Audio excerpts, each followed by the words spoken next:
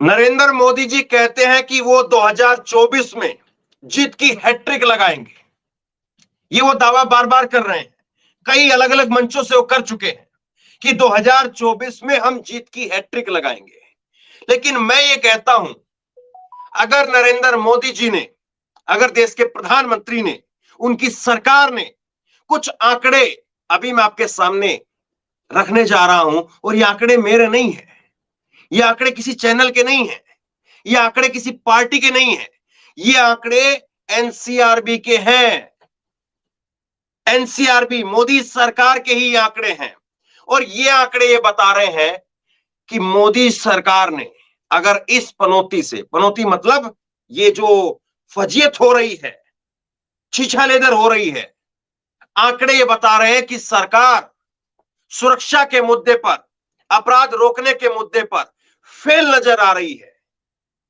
मैं ये कहता हूं कि अगर इस पनौती के ऊपर लगाम नहीं लगाई गई तो 2024 में हो सकता है कि मोदी जी की लुटिया डूब जाए।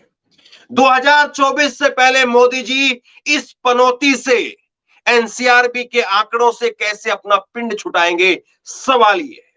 और इसी सवाल पर आज सबसे बड़ा मैं सवाल आपके सामने रखने जा रहा हूं। क्या देश के लोगों को इन आंकड़ों से फर्क पड़ता है या नहीं पड़ता है? क्या देश इन आंकड़ों को लेकर के सरकार से सवाल पूछना चाहता है या नहीं पूछना चाहता है? क्या देश चाहता है कि इन सवालों के ऊपर मोदी सरकार की घेराबंदी की जाए या ना की जाए, या बोल दिया जाए जय जय मोदी, हर हर मोदी, घर घर मोदी? ये आपके ऊपर मैं छोड़ता हूं। सबसे पहले आप ये खबर देखिए, एनसीआरबी की रिपोर्ट बताती है कि देश भर में 45% हेट स्पीच के मामले बढ़ गए हैं पिछले 2 साल के अंदर।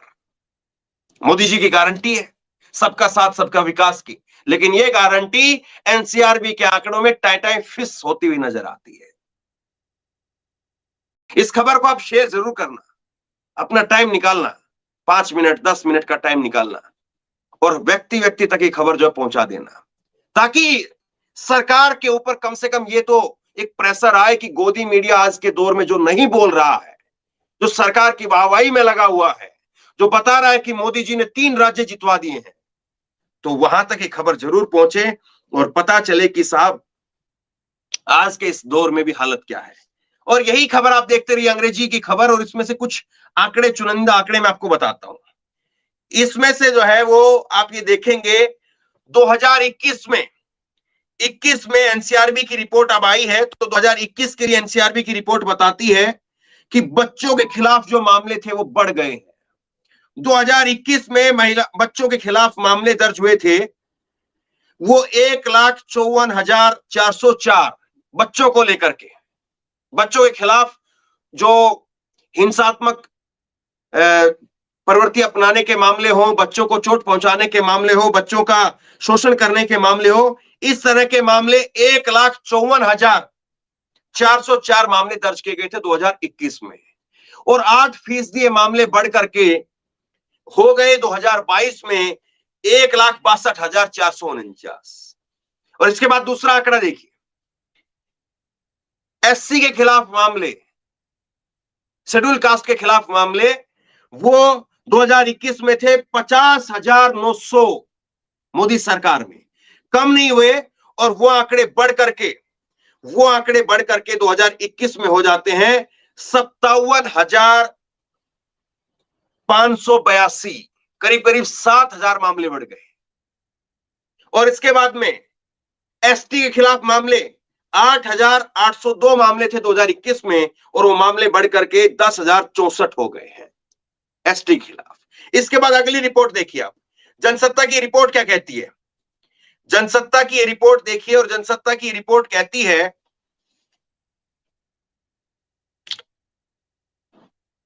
एनसीआरबी ने यूपी को बताया हत्या, बलात्कार, महिलाओं के खिलाफ जुर्म में नंबर 1। सीएम योगी ने कहा था अपराधी अपराध छोड़े या प्रदेश छोड़ जाएं। खबर मैं आपको तारीख के साथ बताता हूं, कभी कोई ये सोचे कि पुरानी खबर बता रहा है। 5 दिसंबर 2023 की तारीख की यह खबर है। क्योंकि अभी अभी एनसीआरबी की रिपोर्ट जारी की गई है। यूपी जो है वो नंबर 1 है।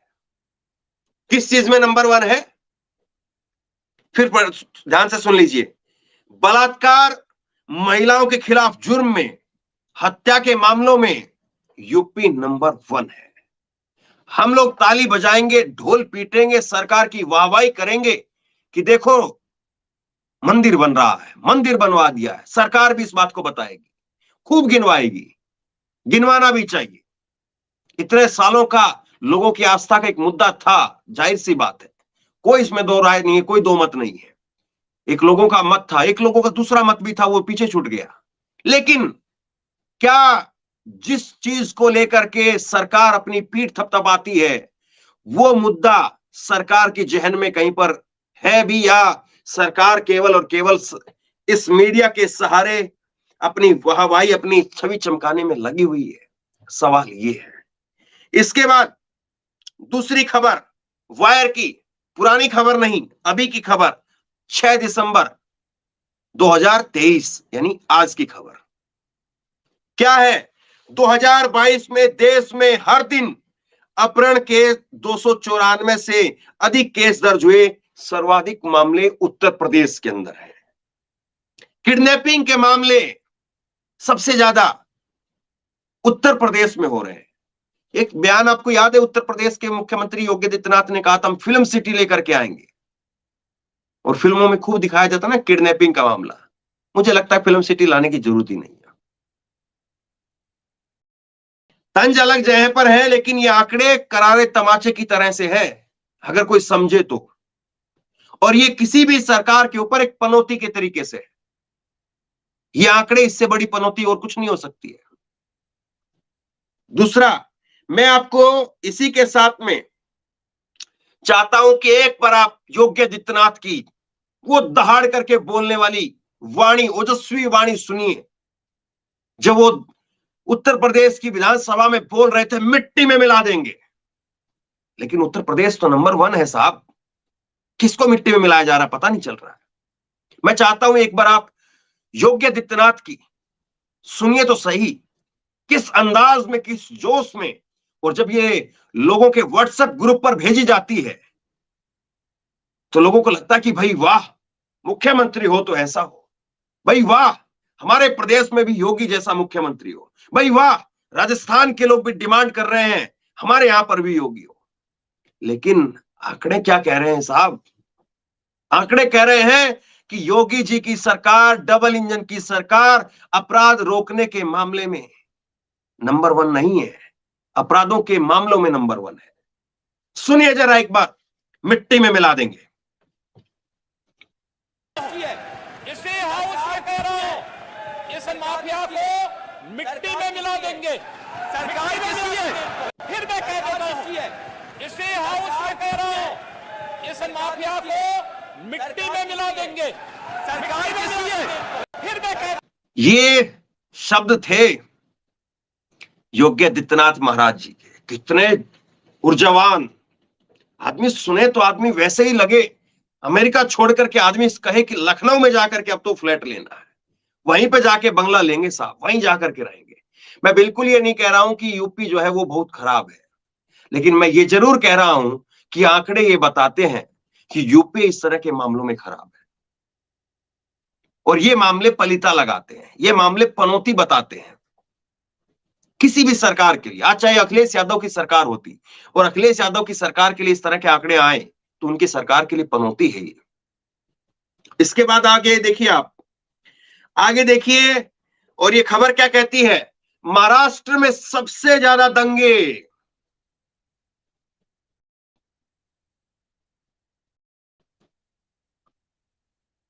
महाराष्ट्र में सबसे ज्यादा दंगे। मैं चुप हो गया।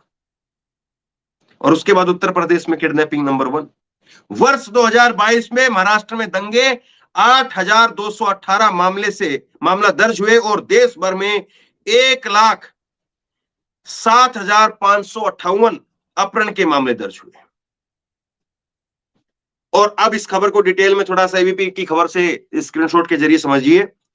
भारत में 2022 में दंगे सबसे अधिक 8,218, मामले महाराष्ट्र में दर्ज किए गए राष्ट्रीय अपराध रिकॉर्ड ब्यूरो एनसीआरबी के नवीनतम आंकड़ों में यह जानकारी दी गई है। केंद्रीय गृह मंत्रालय के तहत काम करने वाले, ये और बड़ी फजीयत वाली बात है, अमित शाह इसके बॉस हैं। केंद्रीय गृह मंत्रालय के तहत काम करने वाली एनसीआरबी ने सोमवार को भारत में अपराध 2022 रिपोर्ट जारी की है। इस रिपोर्ट के अनुसार भारतीय दंड संहिता की धाराओं के तहत आपराधिक मामले दर्ज करने में महाराष्ट्र उत्तर प्रदेश के बाद में दूसरा स्थान पर रहा है। तो ये सब ये आंकड़े हैं और आंकड़ों में बहुत ज्यादा कुछ मेरे हाथ में नहीं है कि मैं चीजें किस तरह से बताऊं या किस तरह से छोड़ दूं। अब इसके बाद देखिए आप, जब उत्तर प्रदेश की इतनी बातें हो रही है, महाराष्ट्र की इतनी बातें हो रही है, तो जरा थोड़ी सी बात जो है वो थोड़ी सी बात हम लोग ममता बनर्जी की भी कर लेते हैं। ममता बनर्जी की बात देखिए आप, देश का सबसे सुरक्षित शहर कोलकाता, एनसीआरबी की रिपोर्ट के बाद टीएमसी और बीजेपी में जुबानी जंग। क्या कहें साहब, ये एनसीआरबी की रिपोर्ट पता नहीं क्या है। कोलकाता सबसे सुरक्षित शहर है, सबसे सेफ सिटी है, एनसीआरबी की रिपोर्ट बता रही है। वही कोलकाता जिसके बारे में ममता बनर्जी के ये, फिर उसके बाद में बांग्लादेशी घुसपैठिए घुसा दिए हैं, ये कर दिया है, वो कर दिया है। लेकिन वहां पर देखिए, मैंने आपको ग्राउंड रिपोर्ट दिखाई थी, वहां से रात को 2-2 बजे तक बाजार गुलजार रहते हैं साहब। रात को 2-2 बजे तक महिलाएं अगर इधर से उधर जाना चाहे कोई दिक्कत नहीं है। दिल्ली में निकल सकता है कोई? दिल्ली के आंकड़े आगे आपको दिखाता हूं। आगे देखिए, ममता दीदी का कोलकाता दिल्ली का सबसे सुरक्षित शहर, जाने दिल्ली मुंबई का हाल क्या है। दिल्ली मुंबई का हाल मैं आपको आगे दिखाता हूं, लेकिन ममता दीदी का शहर कोलकाता सबसे सुरक्षित है। कितने लोगों के बात हजम हो रही होगी, कह रहे होंगे कि ये एनसीआरबी जो है उसमें कुछ न कुछ कांग्रेस के लोग घुस गए हैं, एनसीआरबी की रिपोर्ट बनाने वाले। खैर, मैं आपको दिखाता हूं कुछ मामले। ये आप देखिए, एबीपी की खबर है, दिल्ली महिलाओं के लिए सबसे असुरक्षित, दिल्ली महिलाओं के लिए सबसे असुरक्षित, रोज रेप के 3 मामले दर्ज होते हैं, एनसीआरबी की रिपोर्ट ये बताती है। क्या कहें साहब, किसको कहें। इसके बाद अगला देखिए, रोजाना 3 महिलाएं हो रही हैं रेप की शिकार। एनसीआरबी की रिपोर्ट, महिलाओं पर जुर्म में पहले नंबर पर राजधानी दिल्ली की बात हो रही है। एक कोलकाता, बंगाल की राजधानी, वो सबसे सुरक्षित शहर है पूरे देश में। एक दिल्ली देश की राजधानी, जहां पर गृह मंत्रालय की पुलिस, दिल्ली पुलिस जो है वो गृह मंत्रालय को सीधे तौर पर जो है वो वहां पर रिपोर्ट करती है अमित शाह जी को।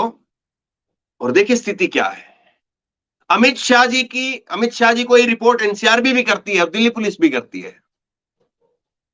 लेकिन आंकड़े हैं ना साहब, आंकड़े कहां झूठ पाएंगे, आंकड़े तो बताते कुछ और ही है। इसके बाद में एक रिपोर्ट आपको और दिखाता हूं।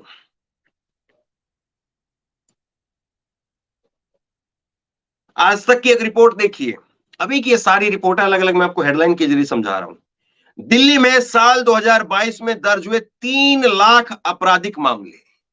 अब कोई कहेंगे कि भाई दिल्ली है, इतनी बड़ी आबादी है, 2 करोड़ से ऊपर की आबादी है, और पता नहीं कहां कहां के किस किस शहर के लोग के आते हैं और बाहर के लोग आकर के अपराध करते हैं, दिल्ली के लोग तो नहीं करते होंगे। और ये अपराध फिर किस तरीके से क्या पता कम हो गए हों। तो नीचे देखिए, इसी रिपोर्ट में ये बताती है रिपोर्ट कि 2022 में 2021 के मुकाबले मामले बढ़े हैं 3%। 2022 में ये मामले 2,98,000 दर्ज किए गए हैं, 2021 में ये मामले 2,79,000 मामले दर्ज हुए थे। तो ये रिपोर्ट है, ये आंकड़े हैं, और ये आंकड़े झूठ नहीं बोलते हैं। आंकड़े ये बताते हैं कि साहब फजीयत हो रही है, बुरी तरीके से फजीयत हो रही है। और इसके बाद में मैं आपको एक और जो है ग्राफिक के जरिए समझाता हूं। जरा एक और ग्राफिक देखिए आप। और इसके जरिए समझिए, नेशनल कैपिटल यानी दिल्ली के अंदर जहां पर पुलिस सुरक्षा की व्यवस्था की जिम्मेदारी गृह मंत्रालय की है, वहां पर 2020 में टोटल क्राइम होते हैं 2,45,844। 2021 में मामला बढ़कर के हो जाता है 2,79,045। 2022 में मामला बढ़कर के हो जाता है 2,98,988। और इसमें अलग अलग जो है वो नीचे दिखाया गया कि किस किस तरह से जो है ये कौन कौन से अपराध हुए हैं, और तकरीबन हर तरह के अपराधों में यहां पर दिल्ली में जबरदस्त वृद्धि हो रही है, खूब बढ़ोतरी हो रही है। अब जरा सुनिए योगी आदित्यनाथ का एक और बयान। कह रहे हैं कि अपराधी बिगी बल्ली बने हुए थे, अपराधी छोड़ करके भागने के लिए तैयार। सुनिए जरा एक बार। और ये भी ध्यान में रखिएगा, ये वही डबल इंजन है जहां को लेकर के अमित शाह कह रहे थे, एक बयान अमित शाह जी का था कि महिलाएं आधी रात को गहने लाद करके निकल सकती हैं। वो बयान भी अपने जहन में रखिए। और ये वही उत्तर प्रदेश है डबल इंजन का, जहां पर अपराधी गले में तख्ती लगा करके घूमते हैं। फोटो तो यही आती है ना सब हमारे सामने, जहां पर अपराधी कहते हैं कि भाई हमें अंदर कर लो, हम बाहर मारे जाएंगे। लेकिन वही अपराधियों का प्रदेश जो है वो उत्तर प्रदेश, वो एनसीआर रिपोर्ट में कहां है? अपराधी उत्तर प्रदेश जो है वो उत्तम प्रदेश बनाने की बात कही जाती है कि उत्तम प्रदेश बनाएंगे, लेकिन उत्तम प्रदेश नहीं, अपराधों में नंबर 1 प्रदेश क्यों बन रहा है हमारा उत्तर प्रदेश, प्यारा उत्तर प्रदेश, जिसके मुख्यमंत्री योगी आदित्यनाथ अपराधियों के लिए भीगी बिल्ली की बात करते हैं, आंकड़े कुछ और बात करते हैं। सुनिए जरा मुख्यमंत्री योगी आदित्यनाथ जी को। कैसे गिड़गिड़ा रहे हैं, ऐसे लगता है जैसे भीगी बिल्ली जैसे दिखते हैं, दुम दबा करके चल रहे हैं। और इन माफियाओं के साथ यही व्यवहार होना चाहिए, नहीं तो ये आम जन का जीना हराम कर देंगे, बहन बेटियों की सुरक्षा में सेंध लगा डालेंगे, गरीबों की संपत्तियों पर कब्जा कर देंगे और किसी भी शरीफ व्यक्ति को जीने के अधिकार को छीनने का प्रयास करेंगे। लेकिन हमने तय किया है, जो किसी गरीब का, किसी कमजोर का, किसी निरीह का, किसी बहन बेटी के लिए संकट बनेगा, सरकार उसके जीवन के लिए संकट बन जाएगी। आज तो साहब ये आंकड़े अपने आप में बहुत बड़ी फजीयत है, और मैं इसीलिए कहता हूं कि ये आंकड़े किसी भी सरकार के लिए पनौती से कम नहीं है। लेकिन इन पर कोई बात कर रहा है क्या? इन पर कोई चर्चा कर रहा है क्या? मूल सवाल ये है। और अगर कोई चर्चा नहीं कर रहा है, कोई बात नहीं कर रहा है, तो ये आप लोगों की जिम्मेदारी है, क्योंकि ये अपराध कोई नेपाल के नागरिकों के साथ नहीं हो रहे हैं, ये पश्चिम बंगाल के नागरिकों के साथ नहीं हो रहे हैं। इन अपराधों की चपेट में कोई श्रीलंका के नागरिक नहीं आ रहे हैं, हम और आप आ रहे हैं। हमारे और अपने परिवार के लोग, हमारे देश के अपने नागरिक, वो इन अपराधों की भेंट चढ़ रहे हैं, वो इन अपराधों की चपेट में है। और कोई भी सरकार हो, सबसे पहला काम उसका यही होना चाहिए, सबसे पहले उसकी गारंटी यही होनी चाहिए कि इस प्रकार की पनौती से हम देश को निजात दिलवाएंगे, इस प्रकार की पनौती से हम देश को छुटकारा दिलवाएंगे। लेकिन क्या ये होता हुआ नजर आ रहा है? क्या ये पनौती बढ़ रही है या ये पनौती खत्म हो रही है? मूल सवाल ये है। उत्तर प्रदेश बहुत प्यारा प्रदेश है। उत्तर प्रदेश में अब राम मंदिर के जरिए बहुत बड़ी संख्या में लोगों को वहां पर एक पर्यटन भी बढ़ेगा, लोगों का वहां पर रोजगार भी बढ़ेगा, कोई इसमें डाउट नहीं है। लेकिन क्या उसी उत्तर प्रदेश में किस तरह से अपराध बढ़ रहे हैं, क्या उसको लेकर के किसी की चिंता है? और जाहिर सी बात है, जब पर्यटन बढ़ेगा, रोजगार के अवसर वहां पर बढ़ेंगे और लोग आएंगे वहां पर, तो एक संभावना यह भी होती है कि कहीं ना कहीं लोगों के साथ में कोई अनहोनी ना हो जाए, एक संभावना यह भी होती है। तो जितनी तैयारियां 2024 के चुनाव से पहले उत्तर प्रदेश के जरिए देश के प्रधानमंत्री नरेंद्र मोदी जी की, बीजेपी की, आरएसएस की, योगी आदित्यनाथ की सरकार की, और तमाम बीजेपी की राज्य की सरकारों की, या और तमाम देश की सरकारों की हो रही है, मुझे लगता है कि उससे बड़ी तैयारी होनी चाहिए इस पनौती से छुटकारा पाने की। ये पनौती अपने आप में हमारे देश के लिए कलंक की तरह से है। मैं बात कर रहा हूं एनसीआरबी के इन अपराधों की, जो वाकई किसी भी सभ्य समाज के ऊपर एक कलंक है। किसी भी सभ्य समाज में इन अपराधों की जगह नहीं होनी चाहिए।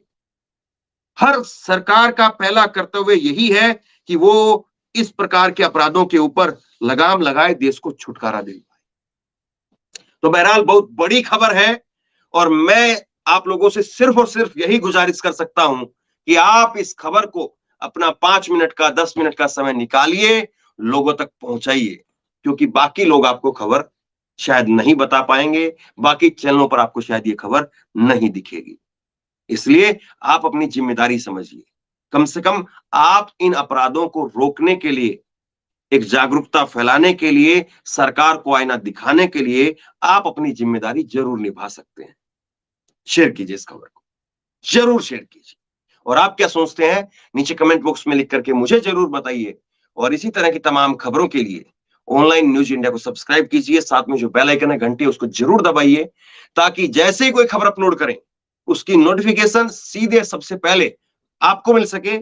अगर ये वीडियो फेसबुक पर देख रहे हैं तो फेसबुक पर हमारे पेज को लाइक कीजिए, फॉलो कीजिए और इस खबर को शेयर कीजिए।